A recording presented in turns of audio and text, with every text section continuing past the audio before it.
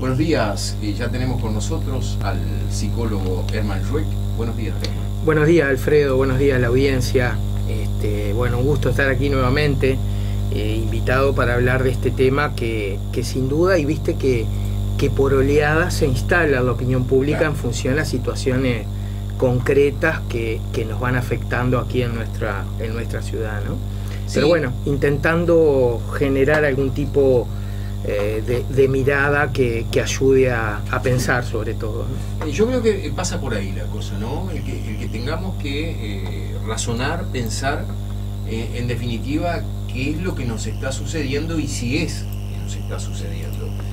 Hoy dábamos cuenta en el comienzo del programa que últimamente se han venido sucediendo, por lo menos que han cobrado cierta trascendencia, algunos hechos de violencia que involucran a distintos sectores de la sociedad.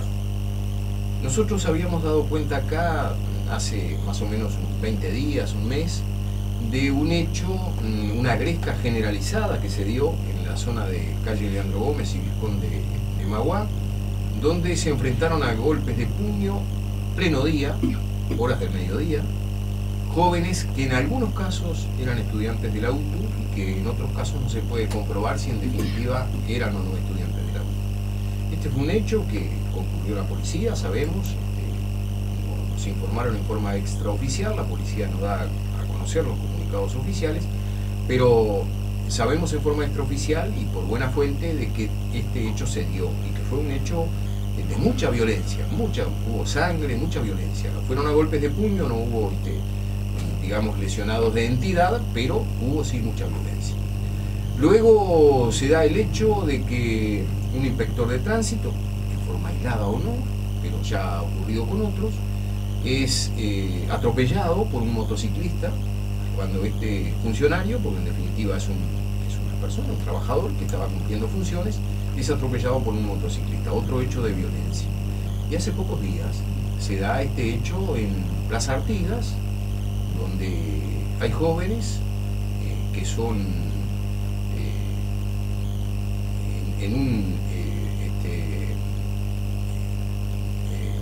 ¿cómo es que se le llama? Que ahora no quiero utilizar el término que utiliza la policía, pero bueno, no se me viene a la mente, pero sí, en un despliegue que se hace, un operativo, un procedimiento, ahí está, un operativo, en un operativo policial, ellos entienden, los jóvenes entienden, de que fueron agredidos por la policía. Nosotros vimos un video que además circuló en las redes, donde se ve en ese operativo un accionar policial, digamos, bastante agresivo con los jóvenes. Vemos que los jóvenes, por lo menos en esa parte del video, no agreden, tratan de hablar con los funcionarios policiales y esto accionan en forma violenta.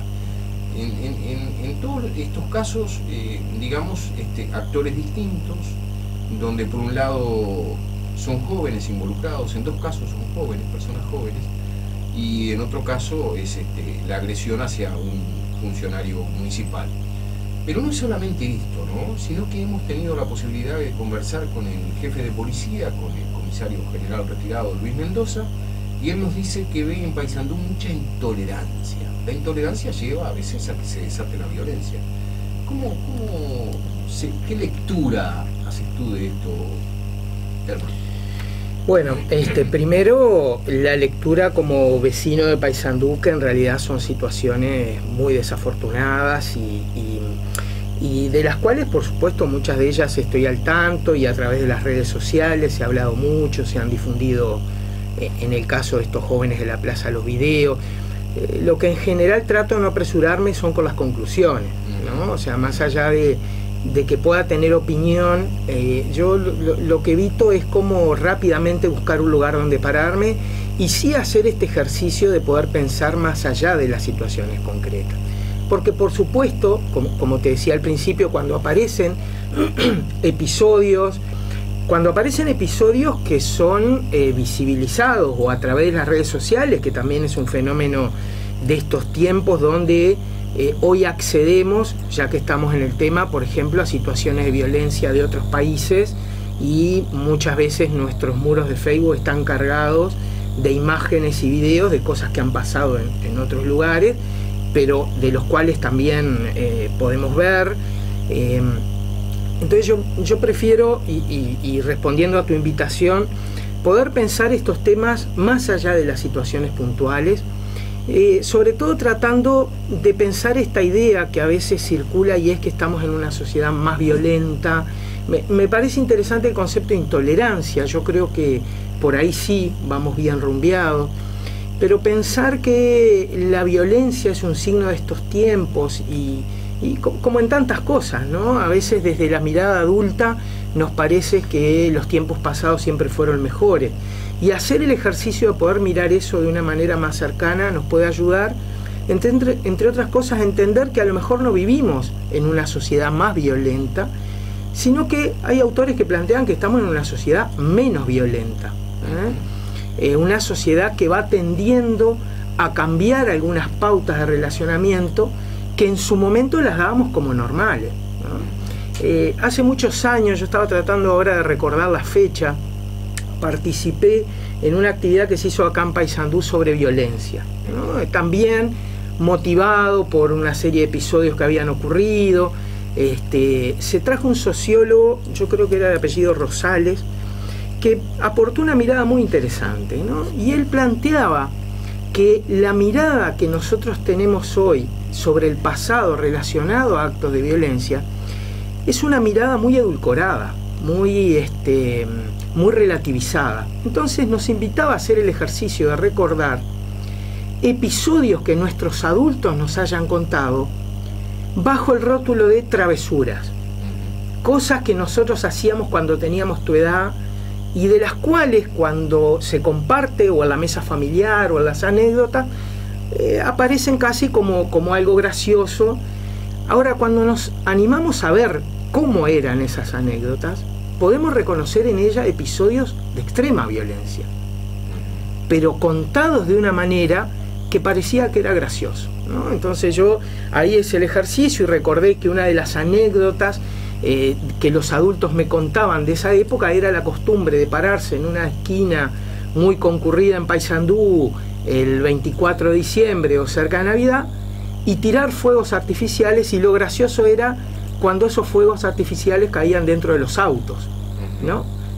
Cuando las bombas de estruendo caían dentro de los autos, y eso era contado de manera graciosa. Hagamos el ejercicio de pensar hoy qué diríamos como sociedad si uno de nuestros jóvenes hace eso, ¿no? Y todo el riesgo que además conlleva para quien va conduciendo ese vehículo en cuanto a un accidente que pueda tener.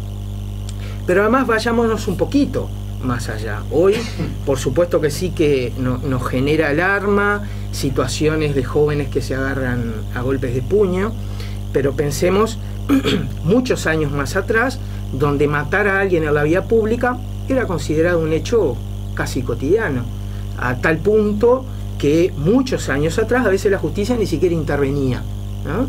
Andar armado por la calle o andar con un arma de fuego en el auto fue una realidad que te diría que yo la viví con gurises de mi edad cuando yo era adolescente, ¿no? Hoy en día a cualquiera de nosotros como padre pensar que un hijo va a ir con un arma de fuego a salir un sábado de noche nos eriza la piel, ¿no? Y por supuesto nos genera mucha alerta.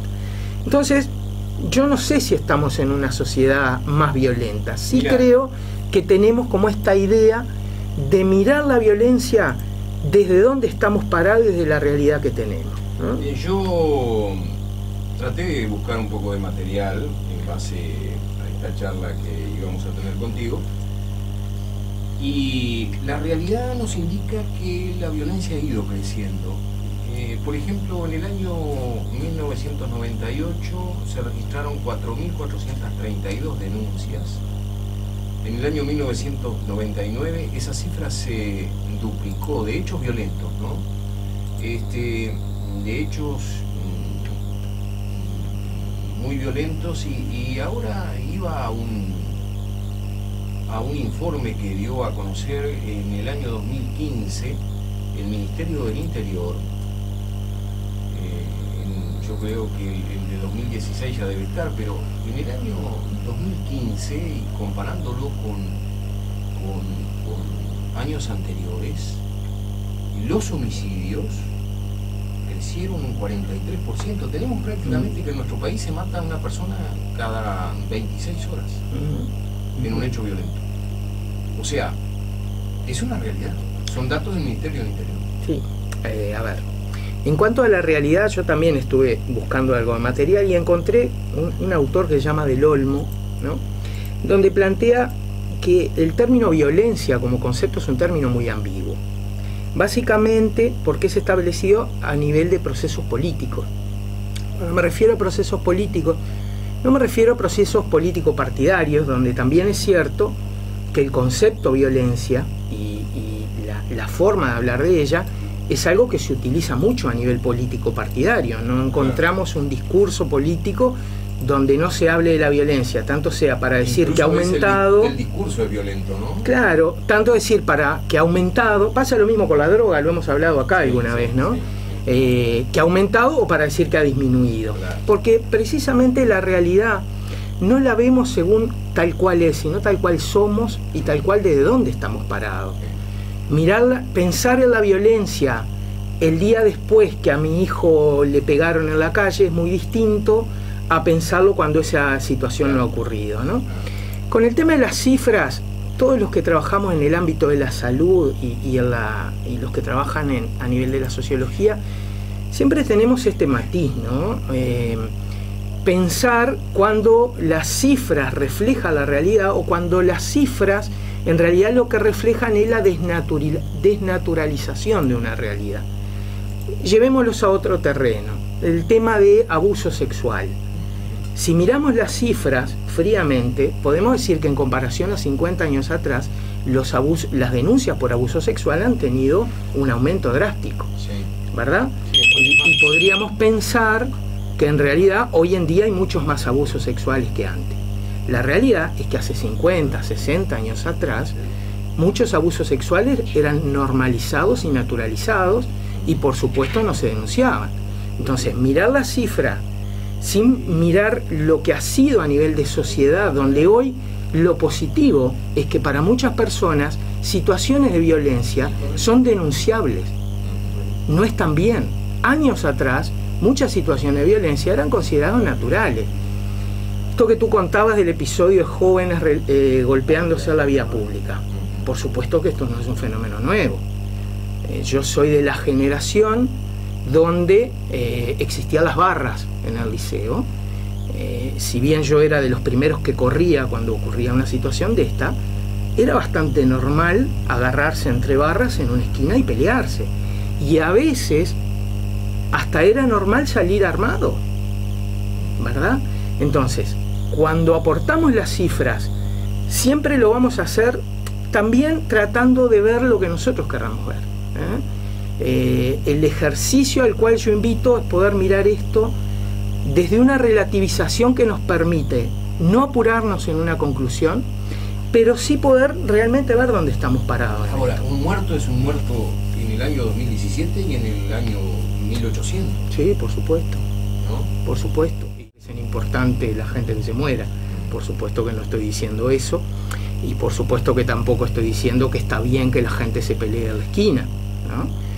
Lo que sí que estoy tratando de aportar es una mirada que va por ahí en contra de un ejercicio que desde el mundo adulto hacemos con mucha frecuencia, ¿no? Y es esto de querer pensar que nuestras sociedades eran mejores, nuestra adolescencia era más tranquila, éramos más esto, éramos más lo otro, cuando en realidad hoy en día que haya tantas denuncias por violencia también puede ser visto como un hecho positivo. No, sin duda. Mirá qué bueno, no estamos naturalizando hechos de violencia. El tema de la violencia doméstica, por ejemplo, ahí va. Se ha visibilizado el caso y hoy por hoy decimos, no, y no es eso. Es que la gente se animó a denunciar. No solo se animó a denunciar, sino que... el tema. Claro, pero además en esta misma línea hay personas que hoy en día consideran que no está bien que me pegue mi marido o no está bien que me pegue mi esposa, pongámosle como ejemplo. No está bien. Pocos años atrás, esto era no solo por parte de las personas que sufrían la violencia, era naturalizado, sino también por todo un aparato estatal que cuando algunas mujeres iban a hacer la denuncia, por ejemplo, eran casi ridiculizadas por la persona que tomaba la violencia. diciéndole, bueno, anda tranquila, después se le va a pasar, esto está, ¿verdad? Entonces, hoy que haya un gran aumento en las denuncias de violencia doméstica, no necesariamente demuestra que hayan aumentado los casos de violencia doméstica. Lo que también puede mostrar es que ya no naturalizamos lo que antes sí lo hacíamos, ¿no? Y por supuesto, un muerto es un muerto, pero la forma de naturalizar la violencia y el asesinato ha tenido una evolución positiva. Hoy en día, mirá que bueno, nos sentimos mal y nos preocupamos porque vemos una barra que se pelea en una esquina. Está muy bien. Capaz 40, 50 años atrás no nos preocupaba tanto porque consideramos, bueno, son muchachos. A ver, ¿quién no tuvo una pelea? Esta cosa que todos decimos, mirando la realidad siempre desde el lugar donde estamos parados, ¿no? Tenía un profesor que decía una frase: la diferencia entre un asesino y un héroe patriota es si esa persona está en mi bando o en el bando del enemigo. Sí, estaba recordando en particular, uno a veces se reencuentra o se replantea situaciones cuando, por ejemplo, los hijos te llevan con un deber que hay que hacer. Y estaba recordando entonces la Segunda Guerra Mundial, 60 millones de muertos, esa violencia en la cual la mayoría de esos muertos fueron víctimas civiles, pero estaba también tratando de analizar con mi hija no el tema del hecho en sí, sino cómo se generó ese hecho, es decir, cómo a veces se dan procesos democráticos que terminan en dictaduras y cómo a veces una serie de ideas hacen valer la violencia como algo legal, moral y positivo, como usted le quiera llamar. Entonces, cuando hablamos de violencia, estamos hablando de determinadas conductas que tenemos en la sociedad. Sí, tal vez hoy es menos tolerante la sociedad hacia determinados hechos que son denunciables, que lo hacen más visibles, y por supuesto también hay una parte de ese aparato del Estado, que es la fuerza policial, que no muchas veces está preparado para trabajar con la violencia que se denuncia, porque aún en esta época tienen que ser preparados los policías porque no saben tratar la cuestión de la violencia de género, y tengo denuncias en las cuales las mujeres policías actúan con violencia como una forma de revancha al género que una vez fue sometido, y se da una serie de circunstancias complejas. Pero en lo que es la pregunta que le quiero hacer es, el sistema político es el que avala o no determinadas circunstancias. Y a mí me preocupa, y no sé si usted comparte esta preocupación, de que el sistema político actualmente está utilizando las situaciones de violencia y los hechos de violencia o la inseguridad no para buscarle una solución o replantearse la sociedad, sino como una forma de cuestionar la gestión de quien hoy tiene la responsabilidad de llevar adelante el gobierno, y que no son ellos porque son oposición.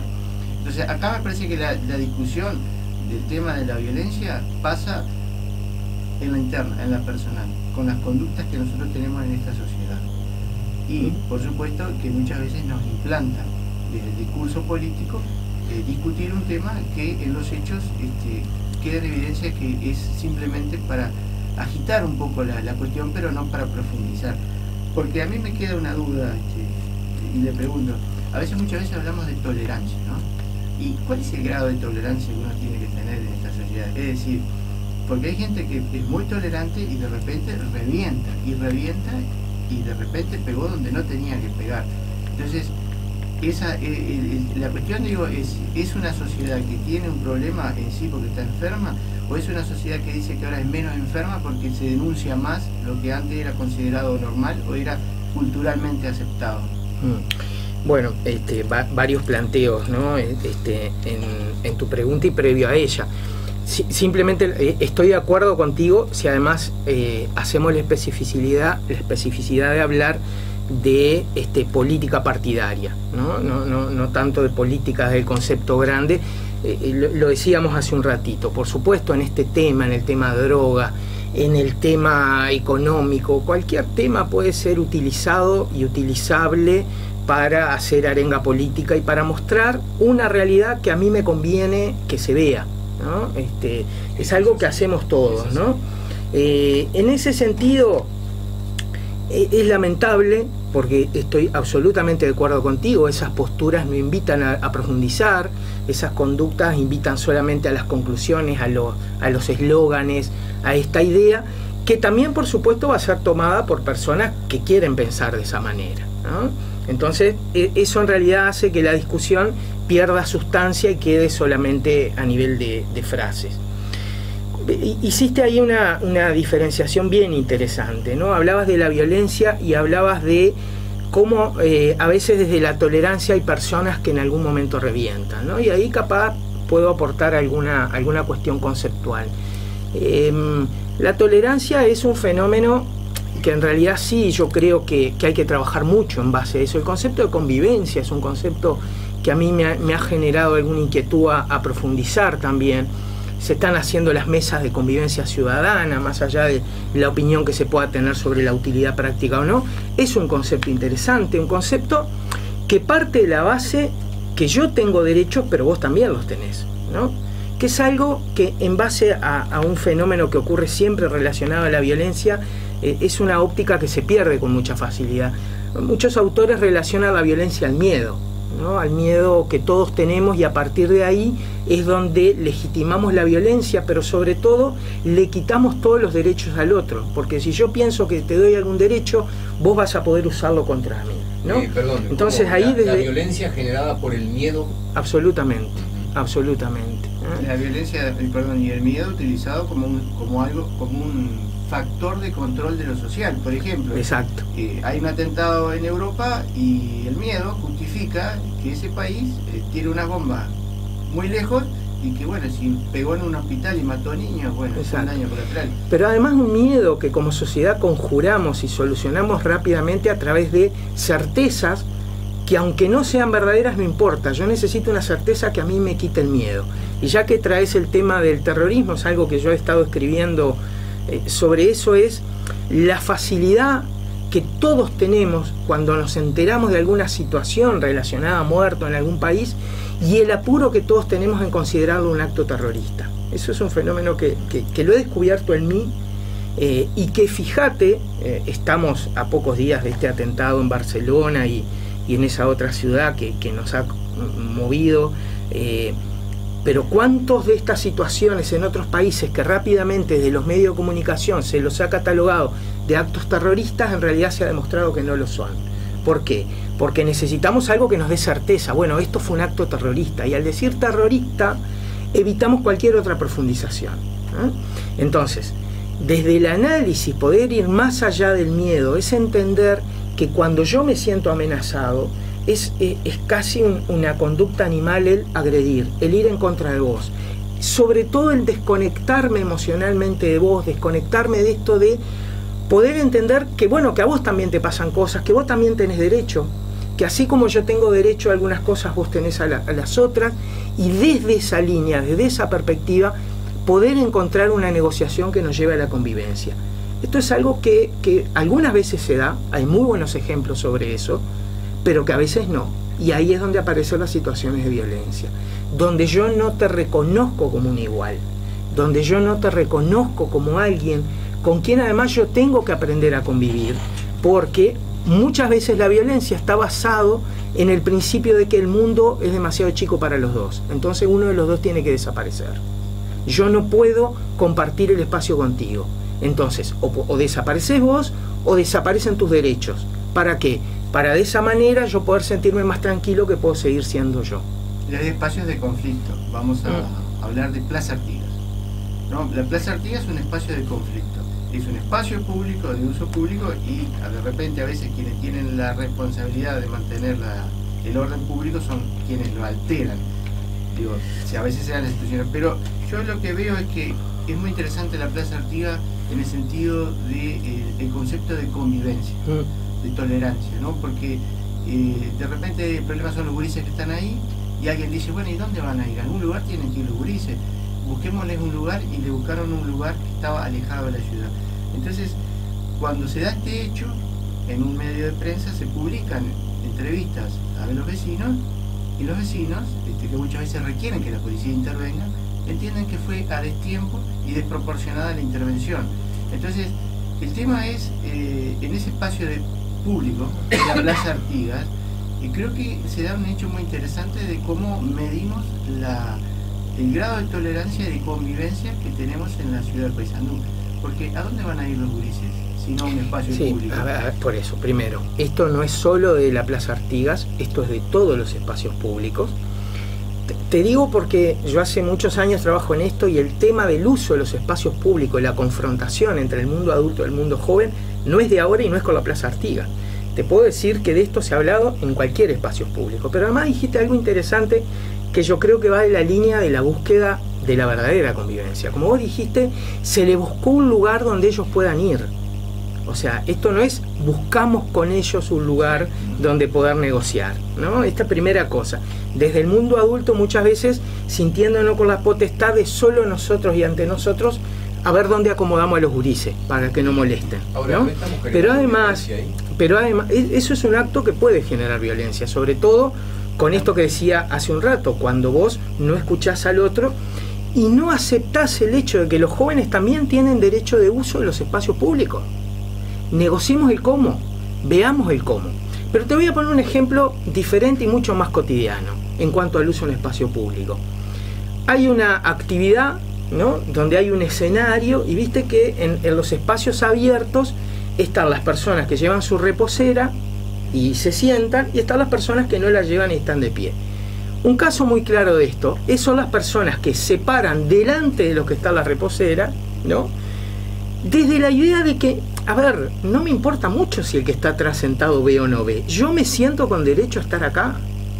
Entonces, esto que es muy frecuente y que no se da solo con los jóvenes, yo en esto también quiero ser muy claro, y decirles que la mayoría de las situaciones de violencia que yo experimento en mi vida cotidiana no vienen de parte de jóvenes, vienen de parte de adultos. Porque violencia es esto que te decía, violencia es si conducís una moto, el auto que te tiran encima, si conducís un auto y querés estacionar en una ciudad donde está cada vez más difícil poder estacionar un vehículo y encontrás una moto en un lugar donde van los autos. Violencia es cuando vas a una oficina y te maltratan. Violencia es cuando un profesional de la salud te da hora a las 9 y te atiende a las 11. Entonces, hablar de violencia es hablar de una gran cantidad de situaciones frente a los cuales muchas veces se da esto que decía él, vamos acumulando, vamos sintiéndonos cada vez más, nos vamos tragando esas situaciones y llega un momento que explotamos, ¿no? Donde además ahí se articula otro concepto que yo siempre hago el ejercicio de separarlo de lo que es violencia, separar violencia de lo que es agresividad, ¿no? Este ejercicio de defensa de mis derechos, no desde la idea que vos no tenés que existir, sino desde la idea de buscar la manera en hacer valer también mis derechos, partiendo de la base que vos también tenés que existir, pero planteándolo de una manera que muchas veces es considerado como una puesta de límites. No, mira, no estoy de acuerdo con esto. No está bueno que me atiendas a las 11. Te voy a pedir que corras la moto de ahí porque ese lugar me corresponde, ¿no? Volvemos a lo de situaciones hoy, ¿no? que para muchas... Convivencia y la intolerancia. Exacto. Que tolerancia no es una actitud pasiva frente a la violencia. No, pero tampoco es destruirte, porque a mí no me interesa destruirte.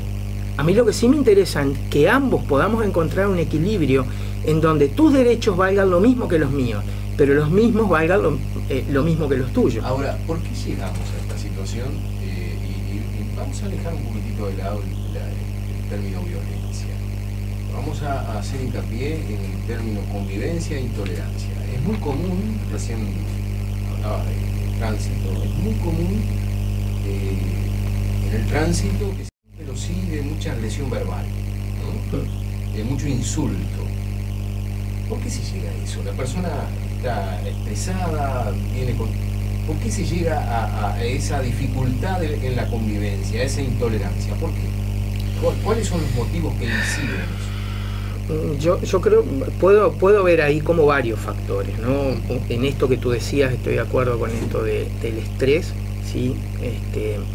Y con lo que decía el compañero, ¿no? En esto de ir acumulando situaciones de violencia que sufrimos y que a veces en el tránsito, igual que en la cancha de fútbol, encontramos espacios espacios que hoy en día son relativamente inocuos, en el sentido de que no esperamos que haya una respuesta a esa actitud. El insulto de un auto al otro rara vez termina, por ejemplo, en una situación de golpes de puño. Parecería que todos asumimos que yo te puedo insultar impunemente y vos me podés insultar impunemente, que esto no va a pasar nada. Yo creo que ahí también lo que hay es falta de agresividad, ¿no? Que por ahí la agresividad, entendida, como decía hace un rato, como diferente a la violencia, podría permitir de que esto no se naturalizara tanto. Y mira, pero sobre todo un desahogo basado en la idea de impunidad, ¿no? Porque uno no se desahoga en cualquier momento ni con cualquiera, ¿no?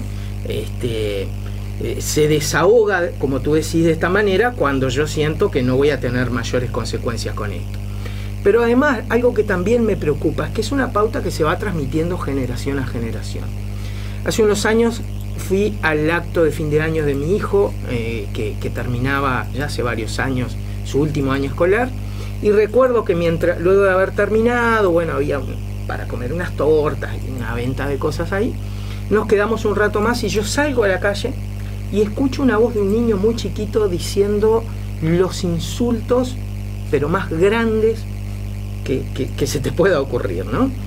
Miro así y veo, sí, un niño, no tendría más de 5 o 6 años, realmente, que estaba insultando a unos policías de tránsito que estaban multando a unas motos que algunos padres habían dejado en un lugar donde no estaba permitido estacionar. Y me quedé un ratito viendo la situación. Por supuesto, los policías, no sé qué tipo de respuesta podrían haber dado, pero siguieron haciendo su trabajo, los inspectores de tránsito.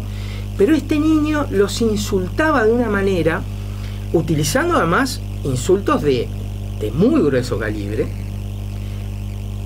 que a mí me llegaba a pensar que primero esto no era el niño el que estaba hablando. O sea, es un razonamiento que un niño de 5 o 6 años en general no tiene. Y sí pude darme cuenta que seguramente estaba repitiendo algo que escuchó del mundo adulto.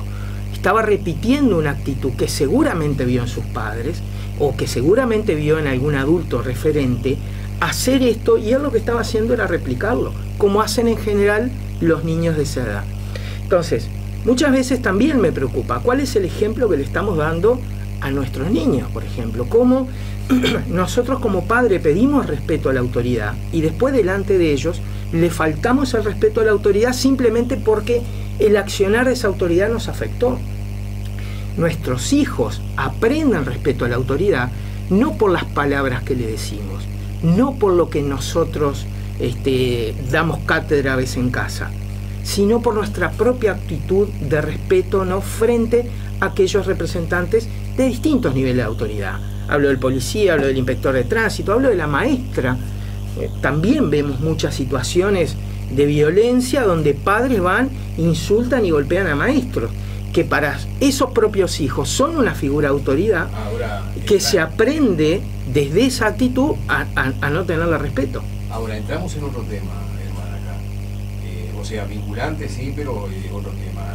Y en eso sí, yo creo que de los tres acá, yo tengo más años que ustedes. Estamos ahí sí en un hecho que es nuevo, que antes no se daba. O sea, algo se fue perdiendo en este tiempo. ¿Qué fue? Se fue perdiendo, se fue cambiando, ¿no? Y algo que a veces desde el mundo adulto nos cuesta mucho es aceptar que las cosas cambian. Y si tú, por ejemplo, querés puntualmente hablar sobre la mirada social hacia una figura de autoridad, como por ejemplo las maestras, a veces hasta las propias maestras, porque también he trabajado con muchas de ellas, es difícil aceptar ese cambio. Yo ahí también me resisto a pensar que algo anterior fue mejor y ahora estamos mal, porque también muchas veces encontrábamos, posiblemente vos seas de la generación capaz más joven que mi padre, pero los relatos que mi padre hacía sobre cómo sus maestros se relacionaban con él cuando él iba a la escuela son horrorosos. Sí. Castigos físicos, insultos.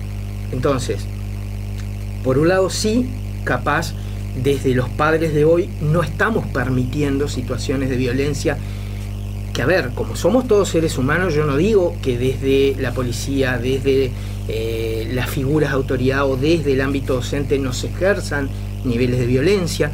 Qué bueno que hoy los padres podemos estar capaz atentos y además no naturalizando situaciones de violencia. A mí me ha tocado ir a hablar con maestras donde, por ejemplo, por el relato de alguno de mis hijos de una situación que yo consideré violenta, he actuado y le he dicho a la maestra, no, mira, así no. Pero de ahí a agredir y a violentar tiene que ver con otras cosas. Y ahí de vuelta a lo que hablábamos hoy, ¿no? Sobre todo el miedo, sobre todo la baja autoestima que los padres tienen, sobre todo el uso de la violencia física muchas veces sin ninguna consecuencia, ¿no? Entonces parece que hoy yo puedo pegarle a cualquiera y no me va a pasar nada. Que esto además se refleja en la impotencia que muchos padres plantean, a veces hasta de manera muy clara. Esto de que vienen a la consulta y dicen, yo no sé qué hacer con mi hijo, yo no sé cómo ponerles límite. Y la depositación que a veces sí se hace, y ahí también desde el ámbito docente el trabajo se ha complejizado mucho porque se depositan en el rol docente muchas responsabilidades que tienen que ser abarcadas por el ámbito familiar, donde hay un desborde, donde hay estrés y donde hay esta dificultad que decía hace un rato en aceptar que las cosas cambiaron, en aceptar que ahora o desde el ámbito de la salud o desde el ámbito docente o de cualquier ámbito tenemos que entender que algunas cosas que antes pasaban y no muchos años antes de una manera, hoy pasaron de otra, y aprender a manejarme en la realidad, no en la realidad que a mí me gustaría actuar. Y ahí sí estoy de acuerdo que desde las personas que tienen figuras de autoridad tiene que haber una formación capaz un poco más clara, una discusión de estos temas y sobre todo una búsqueda de acciones que favorezcan la convivencia y no que generen más violencia. Hay otro elemento que ha llevado, por lo menos a que uno lo utilice en algún caso, en lo personal lo utilizo como un termómetro, que es las redes sociales y la violencia que uno ve ahí en muchos temas, en muchas respuestas, incluso ve hasta diálogos donde se agreden verbalmente personas que quizás ni se conozcan. Sí. ¿Qué fenómenos hace? Primero que las redes sociales en lo personal no configura una mirada sobre la realidad. O sea, eso capaz daría para otro programa. O sea, las redes sociales son cualquier cosa menos la realidad. Porque yo en las redes sociales no pongo la realidad, pongo lo que yo quiero que se vea de la realidad, ya sea la mía o la de cualquier otro. Las redes sociales tienen, al igual que otros elementos de estas nuevas tecnologías que desde hace unos años nos acompañan, este amparo de una idea de anonimato, ¿no? Similar al que en su momento ejercíamos los que íbamos a un baile de carnaval detrás de una máscara y nos animábamos a hacer o a decir cosas que de otra manera no nos animábamos. Entonces yo creo que a veces se le agrega esto que decíamos hoy, es que desde el anonimato yo evito las consecuencias de mis decisiones, de mis palabras. Hoy en día sabemos que además no es tan así, que si se quiere se puede saber que fuiste vos el que dijiste esto. Entonces ahí también está habiendo todo un ejercicio de actualización de nuestras reglas de convivencia, en esto de encontrar algo que nos permita estar bien, y después la elección de cada uno de participar o no de eso, ¿no? Muchos participamos en forma, digamos, como observador. Herman, ¿aceptás una llamada de un oyente? Sí, no hay problema. Ya tenés un par de auriculares y te colocas. Están conectados los auriculares ahí, yo no veo. ¿Se escuchan? Ahí. De acá. Bueno. Entonces recibimos el aporte de un oyente. Muy bien. Buenos días, lo escuchamos. Carlos, ¿cómo estás? Muy bien. Saludo, Carlos.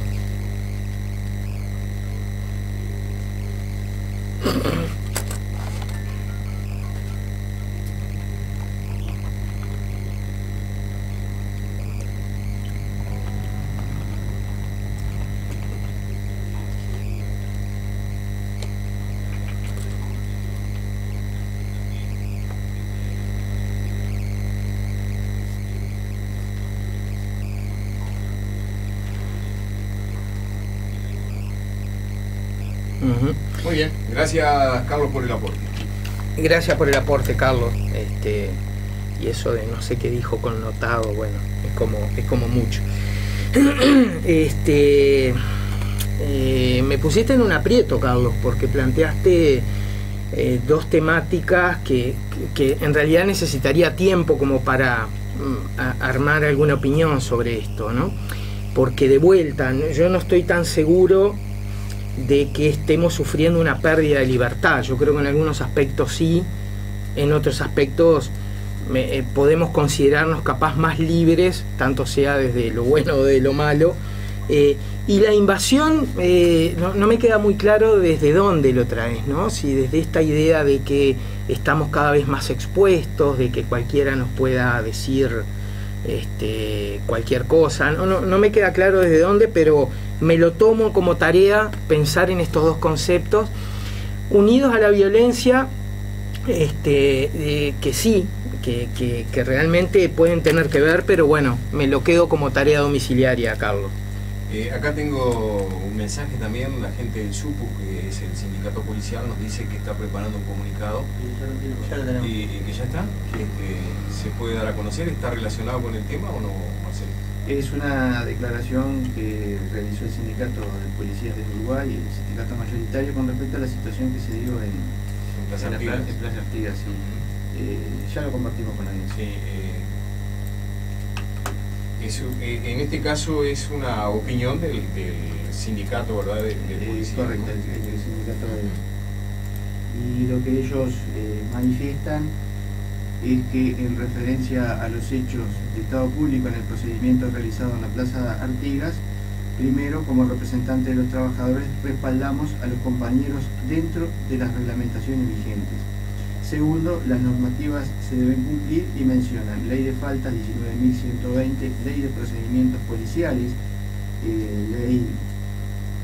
se me fue, perdón. No, a ver, yo decía hoy que no me iba a enfocar por ahí en estas situaciones puntuales, donde por supuesto, o sea, yo creo que acá la expectativa, lo voy a plantear en estos términos, la expectativa de pensar estas situaciones en buenos o malos, o los villanos y los buenos, es una especie de pereza también conceptual, donde rápidamente tratamos de ver quién tiene la razón o no.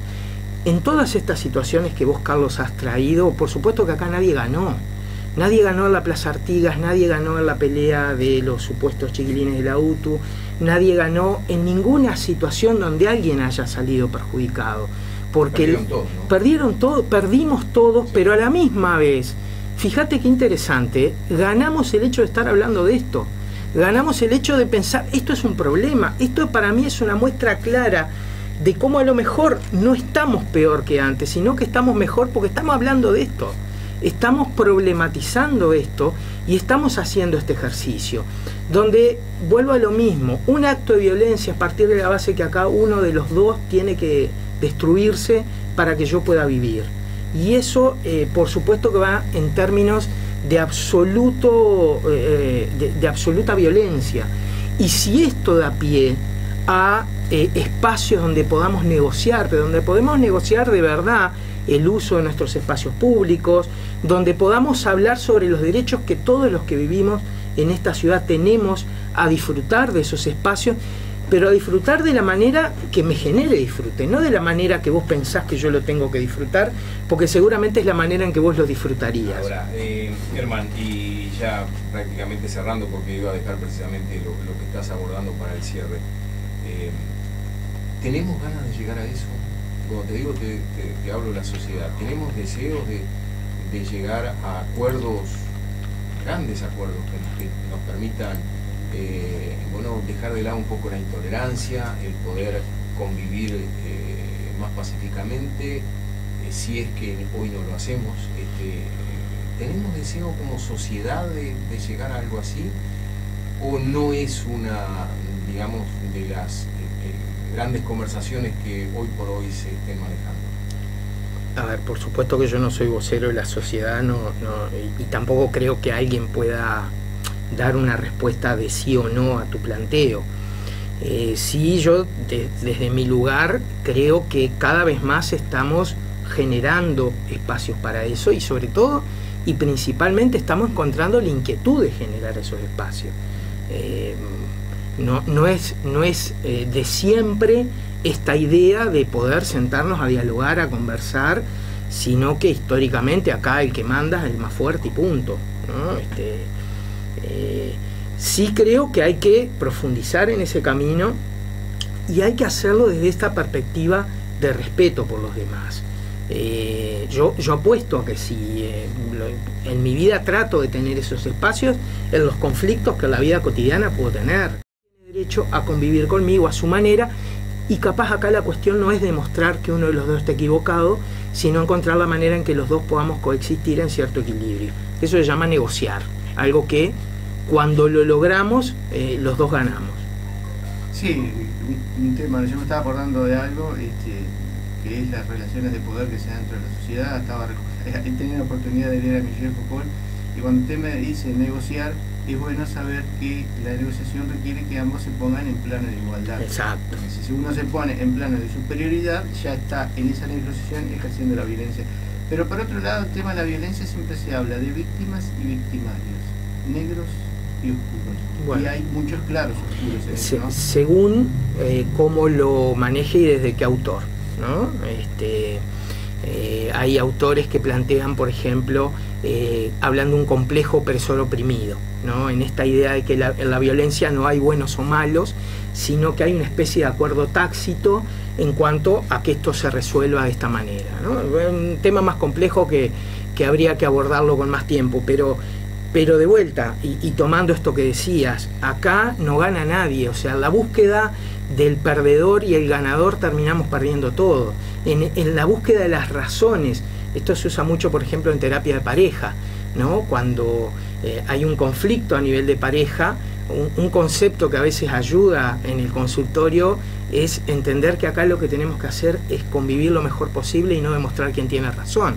A veces la búsqueda de razones genera violencia, genera separación, desde esta idea de que acá hay uno de los dos que está equivocado. Y lo que tenemos que tener claro es que cada uno ve la realidad de donde está. Y no necesariamente eso va a llegar a que podamos ver quién tiene la razón. A veces es mejor estar bien que tener razón. Hermano, ha sido un gusto. Te agradecemos profundamente la charla, los minutos y bueno, el aporte que nos has hecho. Muchísimas gracias y a Herman Rueck habitualmente recurrimos, lo molestamos cuando se presentan este tipo de temas. Él nos comentaba hace algunos días, mirá Alfredo, yo no me especializo en esto de la violencia, pero bueno, se intentó y él se tomó ese trabajo de intentar con otros profesionales, eso no se pudo lograr. Y Herman nos dijo, bueno, voy a ir a cumplir con ustedes y aquí está. Por eso te agradecemos. Me hicieron estudiar, pero bueno, no, con mucho gusto. Yo más de viejo he intentado no transformarme en un todólogo y trato de delimitar mi área de opinión para que esa opinión pueda tener algún tipo de fundamento. Pero bueno, haciendo el esfuerzo y estudiando un poco, espero haberles aportado algún elemento sobre todo para pensar este tema. Muchas gracias, Herman. Cumplimos con los anunciantes y ya retornamos. Buenísimo, bueno. No sé,